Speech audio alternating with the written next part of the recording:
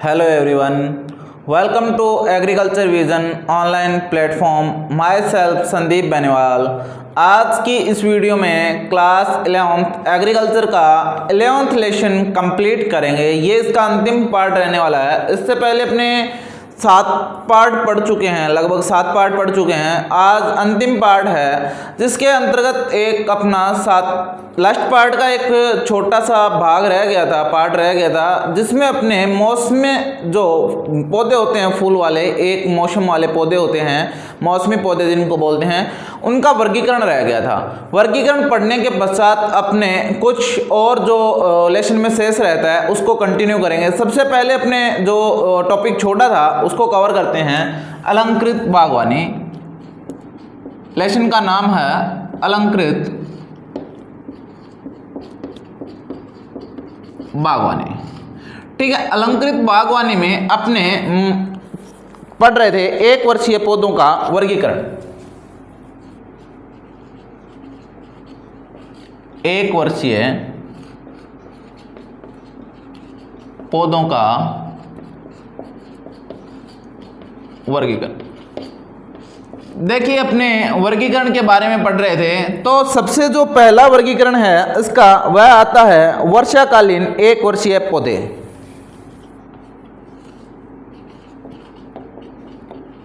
वर्षाकालीन 1 वर्षीय पौधे। देखिए, जो वर्षाकालीन 1 वर्षीय पौधे होते हैं तो इनमें जो फूल उत्पादन होता है वो वर्षा की ऋतु में होता है। तो इसमें लिखते हैं, इनमें बीजों की बुआई अप्रैल मई में करके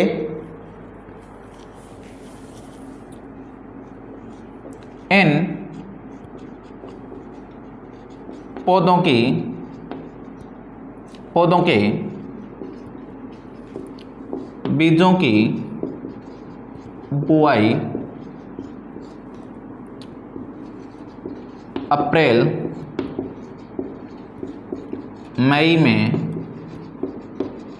करके, देखिए 4 से 5 सप्ताह बाद जब पौध तैयार हो जाती है, यानी कि जब इनको जून जुलाई में पौधों को क्यारियों में लगाया जाता है करके पौधों को जून जुलाई में क्यारियों में लगाया जाता है। ठीक है, इनमें क्या होता है, इन पौधों की वर्षा सहन करने की क्षमता अधिक होती है, वह वर्षा ऋतु में इन पर फूल निकलते हैं।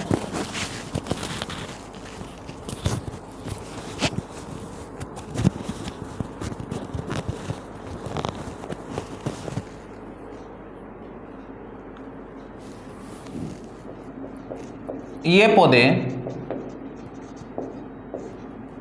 अधिक वर्षा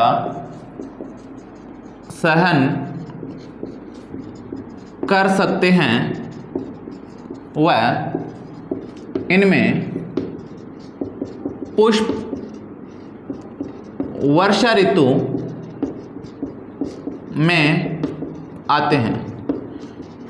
पुष्प क्या होंगे, वर्षा ऋतु में आएंगे और ये वर्षा को अधिक सहन कर पाते हैं। इनके जो एग्जाम्पल है वर्षा ऋतु के, डहेलिया, गेंदा, सूरजमुखी। एग्जाम्पल डहेलिया, गेंदा और सूरजमुखी, ये सारे इसके एग्जाम्पल है। उसके बाद में अपनी बात करते हैं दूसरे में आता है शीतकालीन या सर्दकालीन 1 वर्षीय पौधे।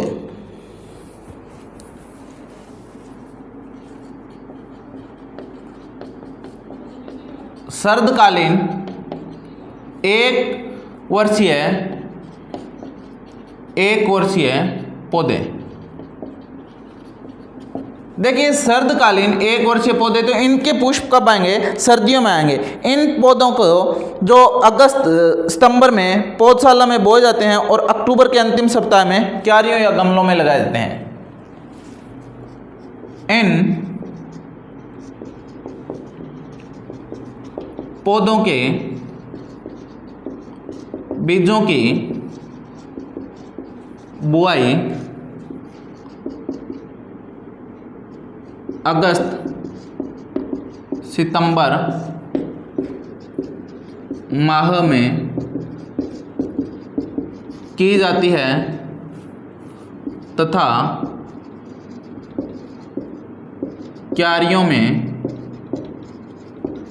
अक्टूबर के अंतिम सप्ताह तक लगाया जाता है। यानी कि अक्टूबर के अंतिम सप्ताह तक इनको क्यारियों में लगा देते हैं। और इनमें यदि पुष्पन की बात करें तो इन पौधों में जनवरी से मार्च माह में फूल खिलते हैं। ठीक है, फूल कब खिलेंगे? जनवरी से मार्च के माह में इसमें फूल खिलेंगे। तो कौन कौन से? कार्नेशन, क्राइसेंथेमम,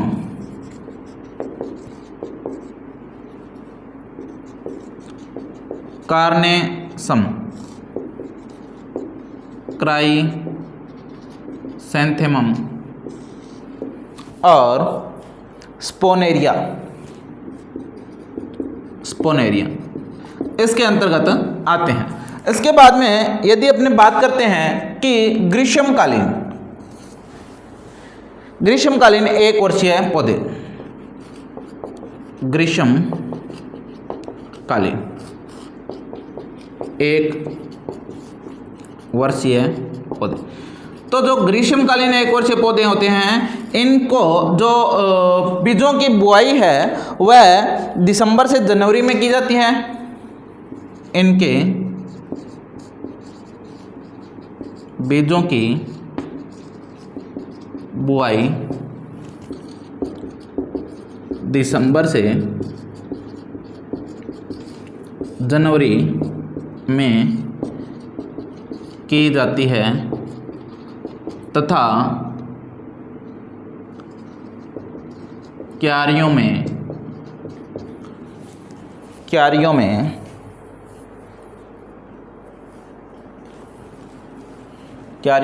फरवरी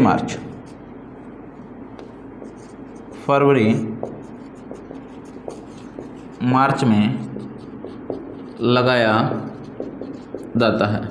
ठीक है, फरवरी मार्च में इनको क्यारियों में लगाया जाता है। अप्रैल से जून तक फूल खिलते हैं। इनमें अप्रैल से जून तक फूल खिलते हैं। इसके अंतर्गत कौन कौन से आते हैं? एग्जाम्पल लिखते हैं। जो ग्रीष्मकालीन फल वृक्षों के अंतर्गत आते हैं उनके एग्जाम्पल: सूरजमुखी,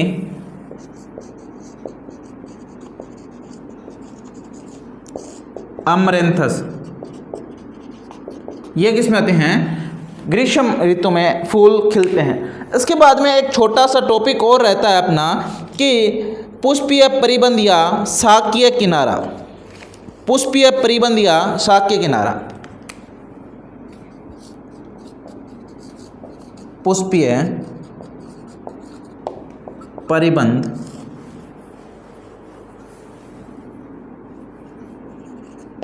या शाकीय किनारा, यानी कि बॉर्डर की बात कर रहा है। ठीक है, देखिए बॉर्डर की जब बात कर रहा है तो इसमें क्या होता है कि जो अपने शाकीय पौधों को या पुष्पीय पौधों को बॉर्डर के रूप में जब इस्तेमाल करते हैं, उपयोग करते हैं, तो इनको शाकीय किनारा या पुष्पीय परिबंध कहते हैं। इसकी परिभाषा अपने लिखते हैं कि जब एक वर्षीय मौसमी फूलों को, इसकी परिभाषा, जब एक वर्षीय मौसमी फूलों को, जब एक वर्षीय मौसमी फूलों को लॉन, सड़क अथवा रास्तों के लॉन, सड़क अथवा रास्तों के किनारों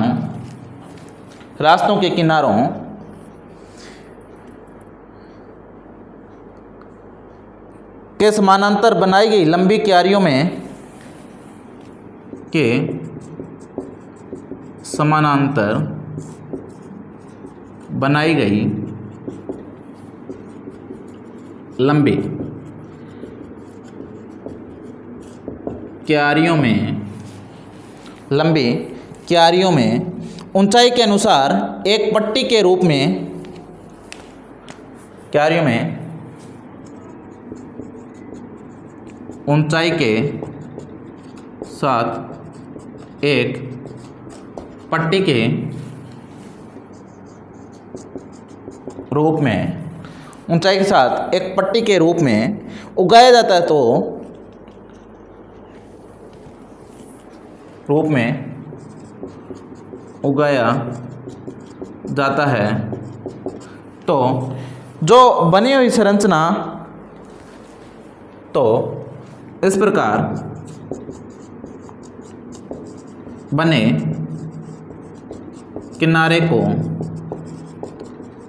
शाकीय परिबंध या शाकीय किनारा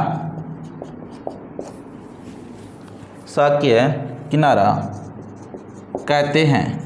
ठीक है, क्या कहते हैं? शाकीय किनारा कहते हैं, शाकीय किनारा। ठीक है, इसको जल्दी से नोट डाउन कीजिए। इसके बाद में अपने शाकीय किनारों के प्रकार पढ़ेंगे। शाकीय किनारों को दो भागों में विभाजित किया जाता है, वो प्रकार पढ़ेंगे कौन कौन से दो भागों में इसे विभाजित किया जाता है। जल्दी से नोट डाउन कीजिए, वरना वीडियो को पॉज कर स्क्रीनशॉट लीजिए। हाँ जी,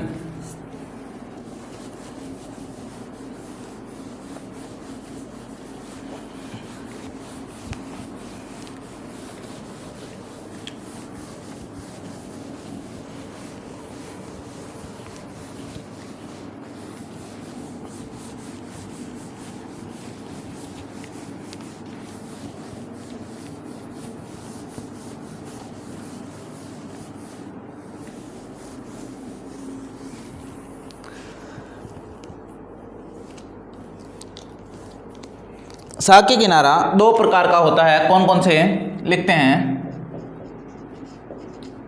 शाकीय किनारा दो प्रकार के होते हैं।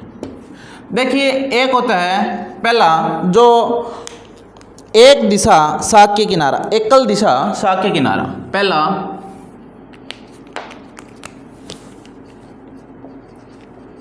एकल दिशा शाकीय किनारा, जिसमें केवल एक दिशा होती है। कैसे एक दिशा होती है? इनमें पुष्पों को कैसे लगाया जाता है? जैसे यहाँ लंबी हाइट के पौधों को लगा दिया, ठीक है, और उसके पश्चात यहाँ मध्यम हाइट के पौधों को लगाया जाएगा। यहाँ कौन से? मध्यम हाइट के पौधों को यहाँ लगाया जाएगा। ठीक है, ये पौधे की हाइट है। इसके बाद में फिर से छोटी हाइट के पौधों को यहाँ लगा दिया जाएगा बीच में। यहाँ इसके आगे फिर से छोटी हाइट के पौधों को लगाया जाएगा।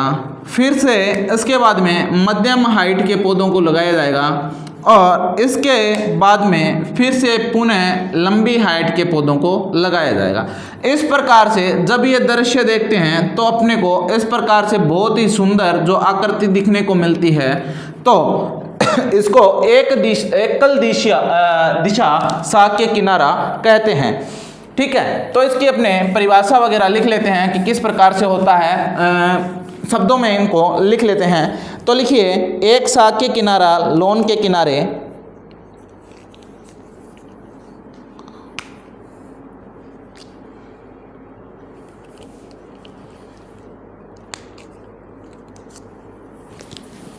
यह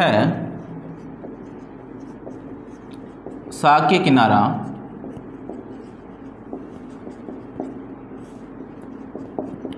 लॉन के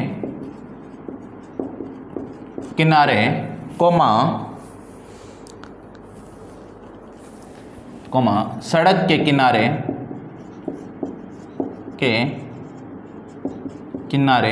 बनाया जाता है। ठीक है, ये कहाँ बनाया जाता है? लॉन के किनारे पर बनाया जाएगा या सड़क के किनारे पर बनाया जाएगा। इसके बाद इसकी विशेषता लिखते हैं। इसमें लंबे पौधों को पीछे की ओर, मध्यम ऊंचाई वाले पौधों को मध्यम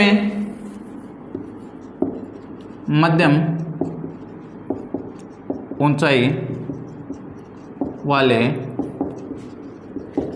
पौधों को मध्य में व कम ऊंचाई वाले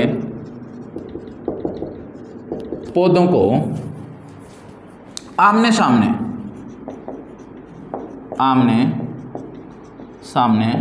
लगाया जाता है। ठीक है, इस प्रकार से इनकी लगाने की व्यवस्था होती है। इस प्रकार के बॉर्डर में एक दिशा से फूलों की सुंदरता दिखाई देती है। इस प्रकार की बॉर्डर में एक दिशा से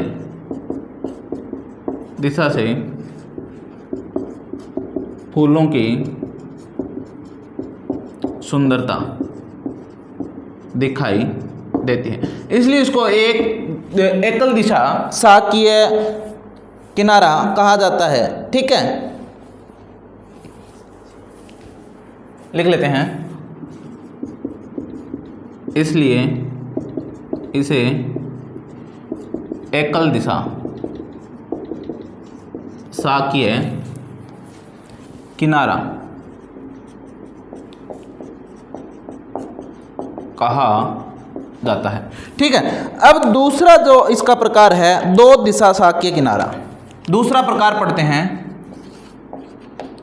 दो दिशा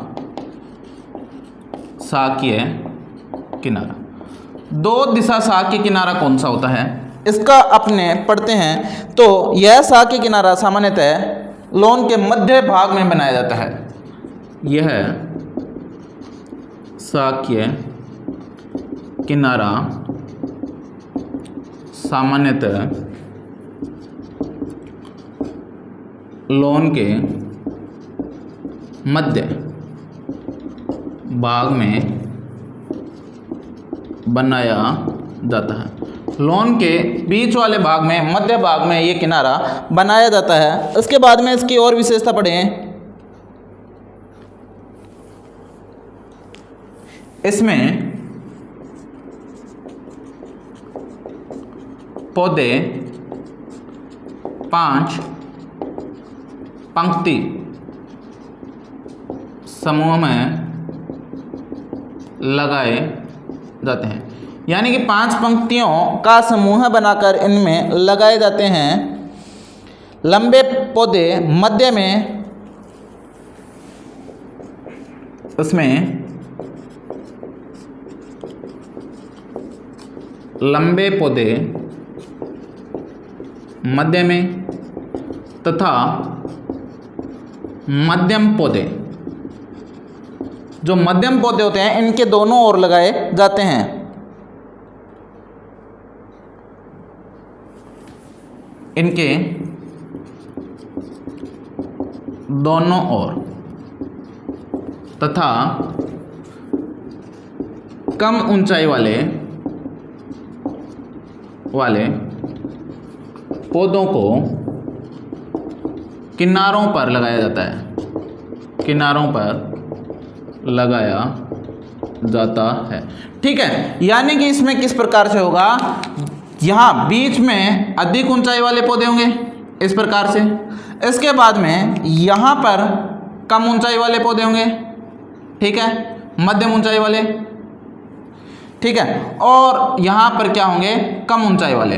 तो इस दिशा से भी दिखाई देंगे, इस दिशा से भी दिखाई देंगे, इसलिए इसको क्या बोलते हैं, दो दिशा शाकीय किनारा बोला जाता है। इसके बाद में लिखते हैं, एशिया बॉर्डर में लगे पौधों में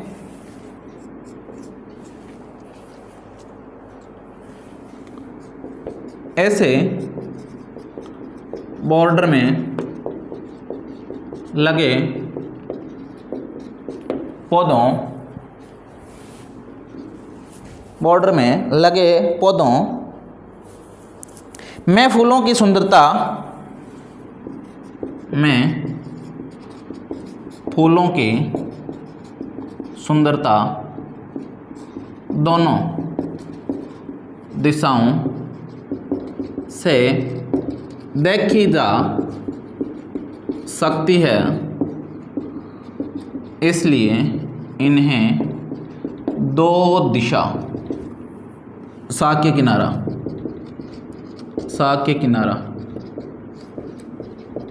कहते हैं। ठीक है, दो दिशा शाकीय किनारा कहते हैं। इसके बाद में अपने बात करते हैं शाकीय किनारा बनाने के सिद्धांत।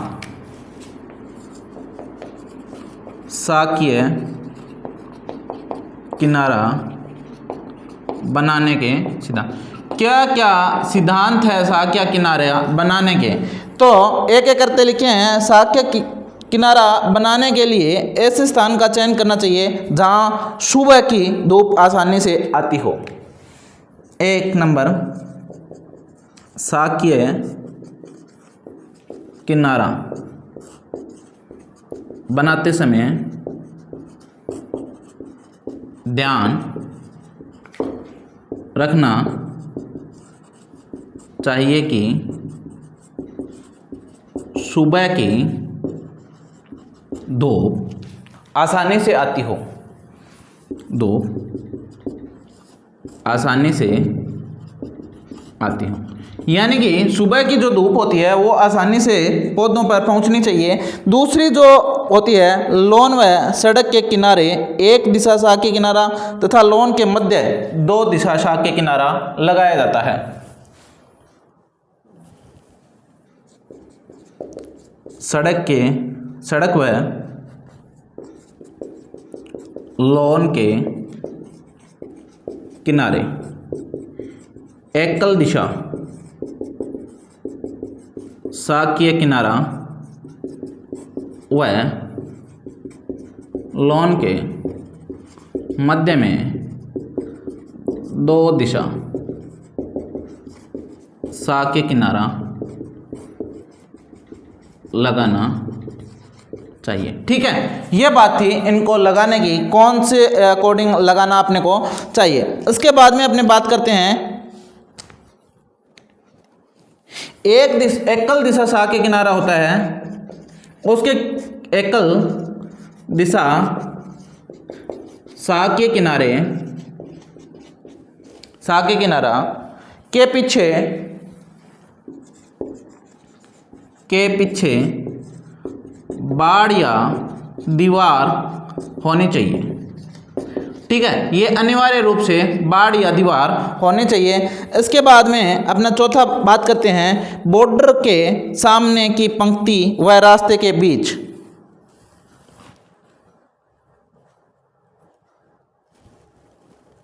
बॉर्डर के सामने की पंक्ति व बॉर्डर के सामने की पंक्ति व रास्ते के बीच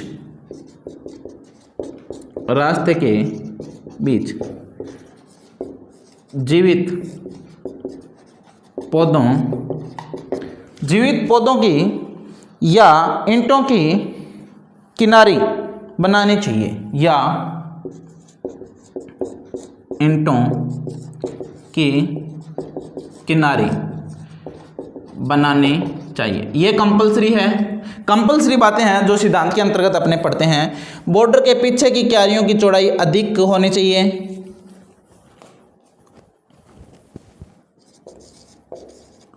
बॉर्डर में पीछे की क्यारियों की चौड़ाई अधिक, कोमा मध्यम क्यारियों की चौड़ाई मध्यम व आगे की क्यारियों की चौड़ाई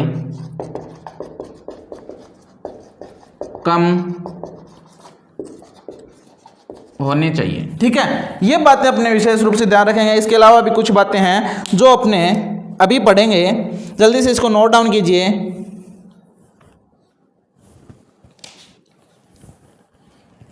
हाँ जी, नोट डाउन कर लिया।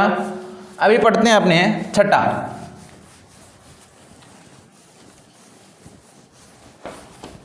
उसके बाद में अपने ये सारे सिद्धांत पढ़ने के बाद में रंग योजना एक छोटा सा टॉपिक होता है कि कलर कॉम्बिनेशन किस प्रकार से बिठाया जाता है फूलों का, किस प्रकार से लगाने चाहिए, किस कलर के पौधे कैसे लगाने, अपने कहाँ लगाने चाहिए तो ज़्यादा सुंदर दिखने को मिलेंगे।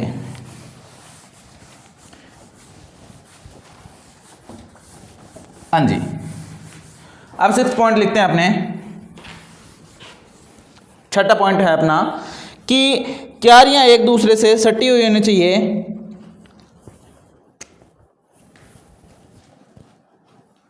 सिक्स्थ, क्यारियां एक दूसरे से सटी होनी चाहिए, जिससे यानी कि एक दूसरे के बिल्कुल पास पास होनी चाहिए, जिससे क्या होगा कि उनमें लगे पौधे एक समूह में दिखाई दे सके, जिससे उनमें लगे पौधे एक समूह में दिखाई दे सके। 7वां पॉइंट अपने पढ़ते हैं कि किस प्रकार से लगाते हैं। पौधे की ऊंचाई के क्रम में लगाना चाहिए। पौधों को ऊंचाई के क्रम में लगाना चाहिए। अधिक ऊंचाई वाले पौधों को पीछे कोमा मध्यम ऊंचाई वाले पौधों को मध्य भाग में व कम ऊंचाई वाले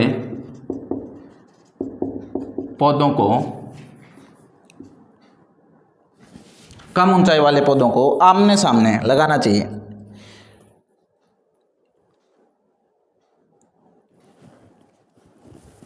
कम ऊंचाई वाले पौधों को सामने की क्यारियों में, जहाँ पे आते ही दिखाई दे क्यारियों में लगाना चाहिए। ठीक है, इसके बाद यदि अपने 8वें पॉइंट की बात करते हैं कि किस चीज़ का ध्यान रखना चाहिए। एक समय पर फूलने वाले पौधे एक ही क्यारी में लगाने चाहिए। एक समय फूल देने वाले पौधों को एक ही क्यारी में लगाना चाहिए। ठीक है, 9वां पॉइंट अपने पढ़ते हैं कि क्या ध्यान रखना चाहिए। पौधे हमेशा रंग योजना के अनुसार लगाने चाहिए। रंग योजना आगे आप पढ़ेंगे अभी। पौधे हमेशा रंग योजना के अनुसार लगाने चाहिए। जो कलर स्कीम होती है उसके अनुसार ही लगाना चाहिए। देर से फूल देने वाले पौधे, जल्दी तथा शीघ्र फूल देने वाले पौधे देर से लगाने चाहिए।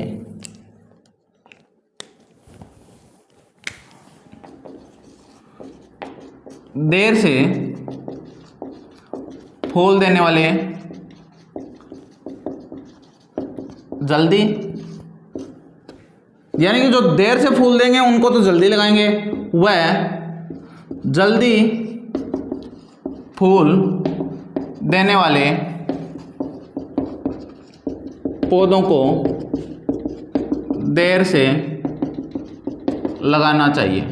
ठीक है, यानी कि जो जल्दी फूल देते हैं उनको लेट, और लेट फूल देते हैं उनको जल्दी लगाया जाता है। इसके बाद में जिससे सभी पौधों के एक साथ फूल आ सके, जिससे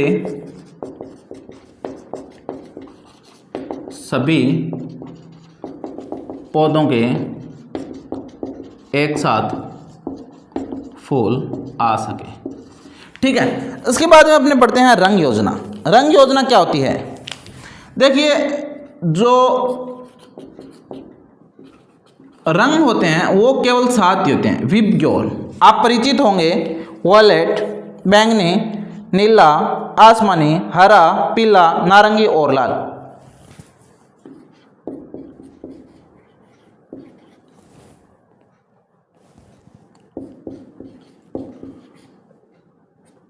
वॉयलेट,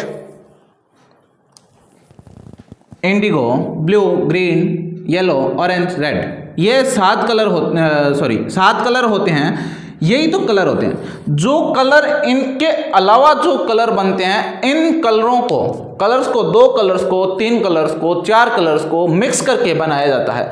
कम व अधिक मात्रा लेके इनकी मिक्स करके इनको बनाया जाता है। ठीक है, तो सामान्यतः 3 प्रकार की रंग योजना प्रचलित है। प्रकृति में ये 7 कलर होते हैं, तो सामान्यतः 3 प्रकार की योजना प्रचलित है।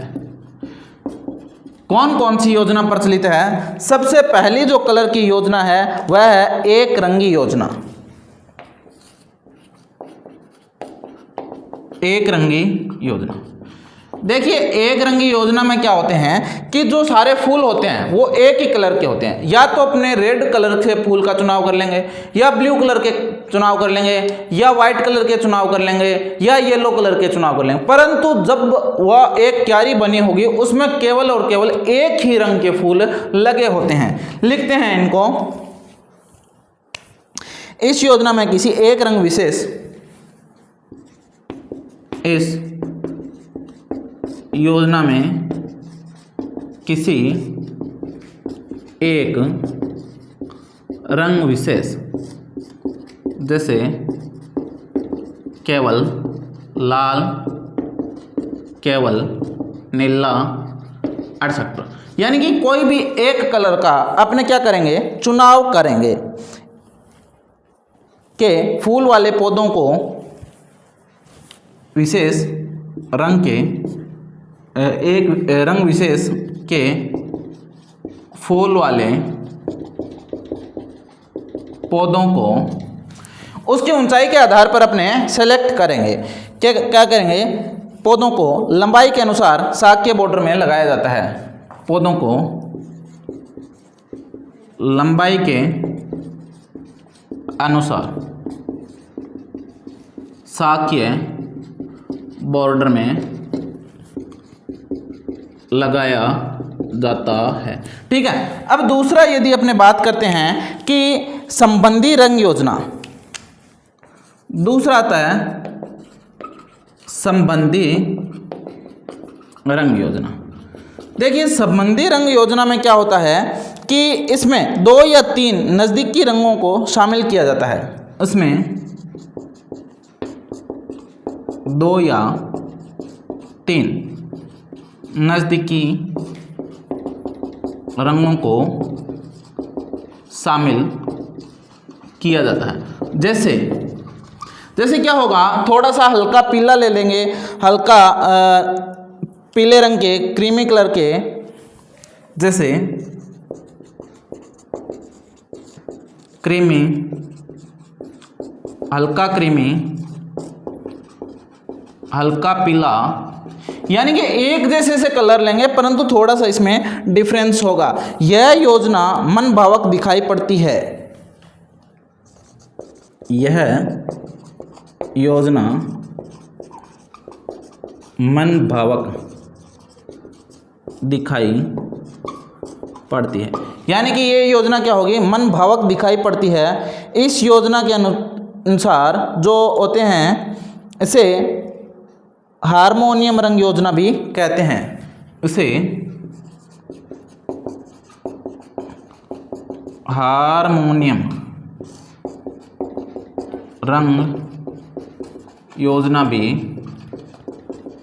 कहते हैं। ठीक है, अब अंतिम जो रंग योजना है और अंतिम लेशन का जो पार्ट है, तीसरे प्रकार की रंग योजना, इसमें क्या होता है, विपरीत रंग योजना। विपरीत रंग योजना, इसमें डार्क कलर के फूलों को लिया जाता है, अलग अलग प्रकार के ऊंचाई के अनुसार विरोधी रंग के फूल पौधे लगाए जाते हैं। इस योजना में पौधे की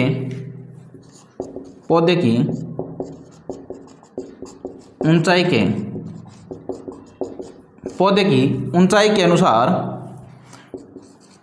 विपरीत रंग के पौधों को लगाया जाता है।